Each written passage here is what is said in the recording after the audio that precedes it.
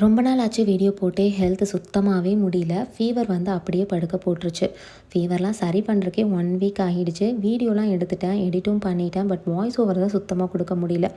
உடம்பு சரியில்லை அப்படின்னாவே அந்த சூழ்நிலையில் இப்போதைக்கு உடம்ப மட்டும் சரி பண்ணுவோம், மீதி எல்லாம் அப்புறம் பார்த்துக்கலான்னு தோணும்.